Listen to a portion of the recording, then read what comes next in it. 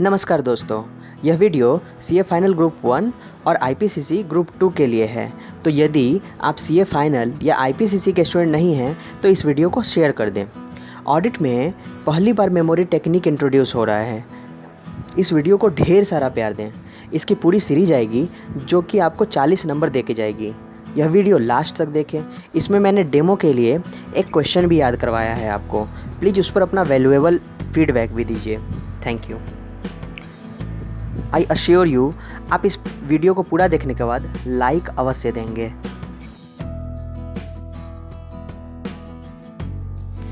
पहले मैं आपको एक क्वेश्चन दे रहा हूँ, आप वीडियो पॉज करो और इसका आंसर याद करने की कोशिश करो। ज़्यादा टाइम मत लेना।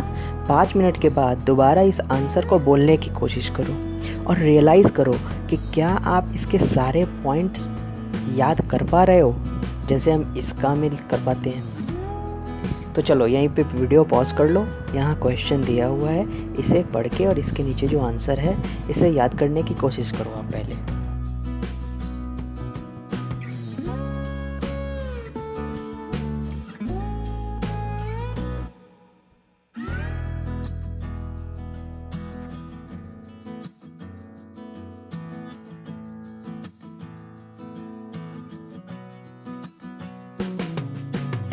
आप में से 20% स्टूडेंट ने तो ये याद कर लिया होगा, लेकिन अभी भी 80% स्टूडेंट से सारे पॉइंट्स याद नहीं हुए होंगे। हालांकि जो 20% स्टूडेंट है उसमें से भी कई सारे ऐसे स्टूडेंट हैं जो एग्ज़ाम में इन सारे पॉइंट्स को रिकॉल नहीं कर पाएंगे। इसीलिए मेमोरी टेक्निक की ज़रूरत है। यहाँ पे सारे के सारे स्टूडेंट को ये सारे पॉइंट्स याद हो जाएंगे मेमोरी टेक्निक के जरिए।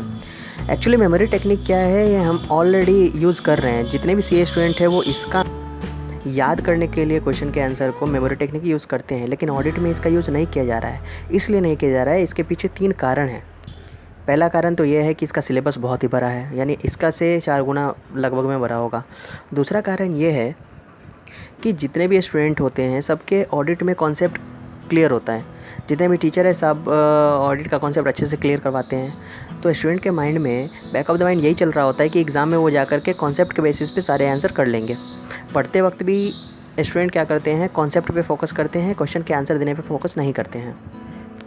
और तीसरा रीज़न ये है कि जितने भी स्टूडेंट होते हैं उसमें से 95% स्टूडेंट ऑडिट को प्रैक्टिकली हैंडल कर पा रहे होते हैं अपने ऑफिस में, लेकिन ये मिसकॉन्सेप्शन है उनका कि वो प्रैक्टिकली हैंडल कर पा रहे हैं। एक्चुअली में वाउचिंग, वेरिफिकेशन और एविडेंस कलेक्ट करना ही सिर्फ ऑडिट नहीं होता, वो 10 से 20% ही ऑडिट है।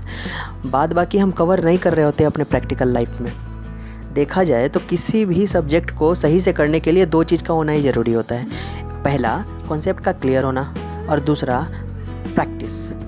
ऑडिट में दोनों ही हैं। मार्केट में जो भी टीचर है वो इसका कॉन्सेप्ट क्लियर करा ही देते हैं और दूसरा हम प्रैक्टिकली इसको हैंडल कर ही पा रहे होते हैं। लेकिन दोनों में एक चीज़ का प्रॉब्लम है। पहला प्रॉब्लम यह है कि कॉन्सेप्ट के बेसिस पे सिर्फ हम क्वेश्चन का आंसर नहीं कर सकते टू द पॉइंट, और दूसरा प्रैक्टिकल सिचुएशन में हम 100% जो ऑडिट का सिलेबस है उसको कवर नहीं कर पा रहे होते हैं और यहीं पे हम मार खा जाते हैं और एग्ज़ाम में क्वेश्चन का आंसर नहीं कर पाते हैं। और उसके बाद क्या होता है आप सभी जानते ही हैं।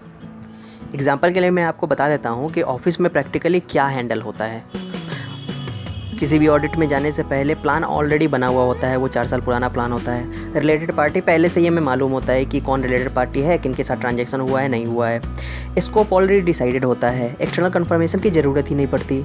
मिस स्टेटमेंट कहाँ कहाँ है वो हमारे जो बॉस है वही बता देते हैं, प्रिंसिपल बता देते हैं, या सीनियर जो हमसे पहले ऑडिट करने गए थे वही हमें बता देते हैं कि यहाँ पर प्रॉब्लम होगी। उसके बाद जो मैनेजमेंट का रिप्रेजेंटेशन होता है, रिपोर्ट, वो ऑलमोस्ट पहले से बना होता है। एनालिटिकल रिव्यू किसी भी स्टूडेंट को करने नहीं दिया जाता, वो प्रिंसिपल खुद करते हैं। लेटर ऑफ एंगेजमेंट तो आप समझ ही रहे हैं। हाँ, जो भी स्टूडेंट होते हैं वो वाउचिंग, वेरिफिकेशन और एविडेंस कैसे कलेक्ट करना है सिर्फ इस पे उनका फोकस होता है। तो आप भली बातें जानते हैं कि ऑडिट का सिलेबस क्या है और हम प्रैक्टिकली क्या डील करते हैं। तो इसलिए दोस्तों हमें मेमोरी टेक्निक की ज़रूरत है, जिसके ज़रिए हम छोटे छोटे जो चैप्टर्स है वो कर लेंगे, एसएस के ऑब्जेक्टिव स्कोप कर लेंगे और एसएस से रिलेटेड जो भी प्रैक्टिस मैनुअल में क्वेश्चन है वो सारे कर लेंगे।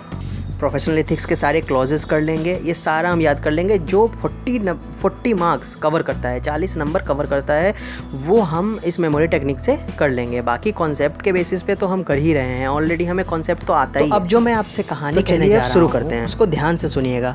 इस कहानी को याद करने की कोई ज़रूरत नहीं है, बस इसे 2 से 3 बार अगर आप ध्यान से सुन लेंगे तो आपको ऑटोमेटिकली ये याद हो जाएगा। ये हमारे नॉर्मल लाइफ से रिलेटेड है, इसलिए इसको कोई ज़बरदस्ती याद करने की ज़रूरत नहीं है।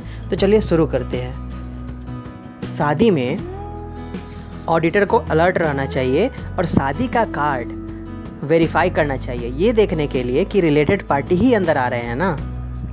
और ये हो सकता है कि मैनेजमेंट ने पहले ये नहीं बताया हो किसी रिलेटेड पार्टी के बारे में, तो उस रिलेटेड पार्टी को पहचानने के लिए, अगर उसके पास कार्ड नहीं है, शादी का कार्ड नहीं है, तो उस रिलेटेड पार्टी को पहचानने के लिए हम अदर इन्फॉर्मेशन का इस्तेमाल करते हैं, जैसे कि उनका पहनावा ओढ़ावा और उसके बात करने का तरीका, वो किसे जा कर के मिल रहे हैं। अब चलिए शादी के अंदर होने वाले घटनाओं का एग्जाम्पल लेते हैं। सबसे पहले क्या होता है कि कॉन्ट्रैक्ट एंड अरेंजमेंट होता है, की management and 2 charge with governance के बीच में, यानी दहेज का लेन देन होता है। कॉन्ट्रैक्ट और अरेंजमेंट होता है दहेज का। की मैनेजमेंट यानी लड़के वाले, और 2 चार्ज विद गवर्नेंस यानी लड़की वालों के बीच में। ये सिग्निफिकेंट कॉन्ट्रैक्ट और arrangement ordinary course of business नहीं है। ये दहेज लेना देना हमारा प्रथा नहीं है, लेकिन फिर भी ये सिग्निफिकेंट बन चुका है आज के ज़माने में। कुछ स्पेसिफिक इनवॉइस भी दिया जाता है एंटिटी के प्रोफेशनल्स के द्वारा, जैसे कि फ्रीज है ना, एसी, फर्नीचर्स, ये स्पेसिफिक इनवॉइस भी दिया जाता है।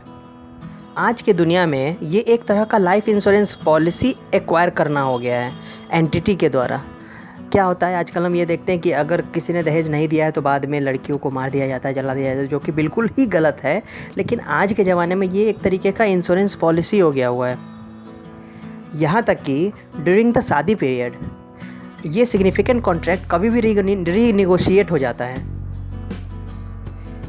दहेज का तो कोई इनकम टैक्स का रिटर्न भी नहीं जाता। और ये सारा का सारा चीज़ क्यों होता है? तो statement of conflict of interest ना आ जाए केएमपी और टीसीडब्ल्यूजी के बीच में, इसलिए होता है ये सब। इस्लामिक शादियों में तो यहाँ तक कि रिकॉर्ड भी किया जाता है कि इन्वेस्टमेंट क्या है और पेंशन प्लान क्या है। थोड़े मज़े की बात बताता हूँ मैं आपको। जब लड़के के दोस्त शादी में पहुँचते हैं और इंटरनल ऑडिट रिपोर्ट से ये पता चलता है, यानी इंटरनल ऑडिट रिपोर्ट मतलब लड़के के भाई से ये पता चलता है कि लड़की की जो दोस्त है वो सिंगल है, तो अब दोस्त लोग क्या करते हैं, यानी शेयर होल्डर्स, लड़के के दोस्त लोग शेयर होल्डर्स ही हैं, वो क्या करते हैं, एक शेयर होल्डर रजिस्टर बनाते हैं और आइडेंटिफाई करते हैं कि सबसे पहले सब में एंटिटी का प्रिंसिपल शेयर होल्डर कौन बनेगा, यानी पहले लाइन मारने कौन जाएगा। जितने भी डॉक्यूमेंट यानी जानकारी एसोसिएटेड होती है उस एंटिटी से रिलेटेड, उसकी फ़ाइल का पता लगाते हैं और ये भी पता लगाते हैं कि उसके सिक्योरिटी के लिए कोई रेगुलेटर यानी उसका बॉयफ्रेंड तो नहीं है। ये सब कर ही रहे होते हैं कि अगर लड़की को जैसे ही भनक लग जाती है कि ये लड़के लोग तो मतलब लाइन मारने के चक्कर में है, वो एंटिटी क्या करती है, सीधा सारा इन्फॉर्मेशन सप्लाई कर देती है अपने रेगुलेटरी अथॉरिटी को, यानी अपने पापा जी को, और यही काम ख़राब हो जाता है। शादी में एक ये काम भी बहुत अलग से होता है जो कि ऑडिटर को देखना चाहिए, इंस्पेक्ट करना चाहिए और देखना चाहिए शादी के बारे में। शादी में ना बैंक से लोन भी लिया जाता है ताकि दहेज दिया जा सके। कोर्ट में भी लीगली रूप से कोर्ट मैरिज किया जाता है और एक्सटर्नल कन्फर्मेशन भी ऑब्टेन किया जाता है। किसके द्वारा? पंडित जी के द्वारा। पंडित जी भी तो आते हैं शादी करवाने। एक बात मैं बता दूँ, वो जो लड़की की दोस्त थी ना, वो भी तिरछी नज़र से शेयर होल्डर को देख रही होती है।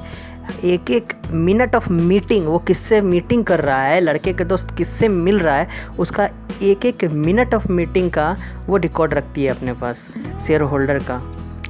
और इसके साथ साथ 2 चार्ज विद गवर्नेंस यानी जो लड़की वाले भी हैं वो भी मिनट ऑफ मीटिंग रखते हैं कि हमारे शादी में कौन आया, किसने कितने पैसे दिए, दक्षिणा किसने दी, पंडित जी ने कितना दक्षिणा दिए। तो 2 जाति गवर्नेंस जो है वो भी मिनट ऑफ मीटिंग रखते हैं। इसके बाद क्या होता है, शादी को जो लोग नहीं आए, अदर लोग जो हैं, अदर लोग भी देख पाएँ, इसके लिए एक अदर रिकॉर्डिंग की जाती है। वही कैमरामैन द्वारा रिकॉर्डिंग करवा लेते हैं हम, और डॉक्यूमेंट भी तैयार कर लेते हैं, फ़ोटो फ्रेम वगैरह। तो ये थी एक पूरी कहानी। बस इसको अपने दिमाग में रखना है कि शादी में क्या क्या होता है। फिर से मैं एक बार दोहरा देता हूँ, शादी में क्या क्या होता है कि ऑडिटर जो है आने वाले जो भी लोग होते हैं उसके शादी कार्ड को चेक करते हैं। अगर वो शादी कार्ड लेकर के रिलेटेड पार्टी नहीं आते हैं तो उनके वेशभूषा यानी अदर इन्फॉर्मेशन से भी चेक कर लेते हैं। दहेज के बारे में हमने इसमें देखा है, शादी में क्या होता है दहेज के लिए। ये एक कॉन्ट्रैक्ट होता है, सिग्निफिकेंट कॉन्ट्रैक्ट होता है, ये इसका कभी भी रिनिगोशिएट हो जाता है। ठीक है, फिर लड़के वाले आते हैं और स्पेसिफिक इनवॉइस भी लेते हैं। उसके बाद अदर इन्फॉर्मेशन भी लिया जाता है, बैंक से लोन लेते हैं, लीगली है, इसका कोई अपना रिटर्न नहीं जाता है ना। फिर लड़के के दोस्त लड़कियों पे लाइन मारते हैं, लड़कियां भी उसका मिनट रखती है, किससे किससे मिला है इसका पूरा मिनट का खबर रखती है वो। अगर उसको भनक लग जाती है तो अपने रेगुलेटरी अथॉरिटी से बोल देती है। लड़के भी चेक करते हैं कि उसका कोई रेगुलेटर तो नहीं है। ठीक है, इसको रिकॉर्डिंग करके रखते हैं कि दूसरे लोग भी देख पाएँ। तो ये पूरी कहानी है। इस कहानी को दोबारा से आप सुनिएगा, आपको याद हो जाएगा। अब इससे रिलेटेड जो पॉइंट्स है वो पॉइंट्स को अब एक बार आप देखो, इस कहानी को पहले देख लो, उसके बाद उस जो क्वेश्चन के आंसर थे उसके पॉइंट्स को देखो। आप उससे रिलेट कर पाओगे कि कौन सा पॉइंट किसके लिए है।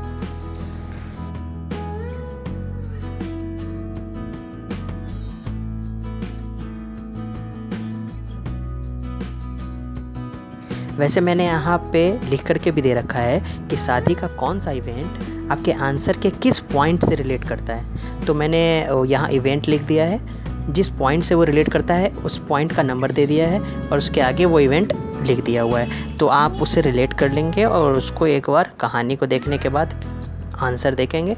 आपको आंसर पूरा याद करने की भी ज़रूरत नहीं पड़ेगी, बस वो क्वेश्चन देखो, आंसर अपने आप लिख लोगे। मेरा वादा है इस पूरे वीडियो को देखने के बाद आप जितने भी पॉइंट्स हैं 12, 13, 14, 15 पॉइंट्स, वो सारे के सारे पॉइंट्स आप लिख पाओगे। अगर आपको ये वीडियो अच्छा लगा हो तो प्लीज़ शेयर कर दें अपने भाई बंधु के साथ और इसको लाइक करें। Thank you. और मेरे चैनल पर सब्सक्राइबर है, ऐसी वीडियो आपको आती रहेंगी और 40 नंबर देके जाएंगे। Thank you very much.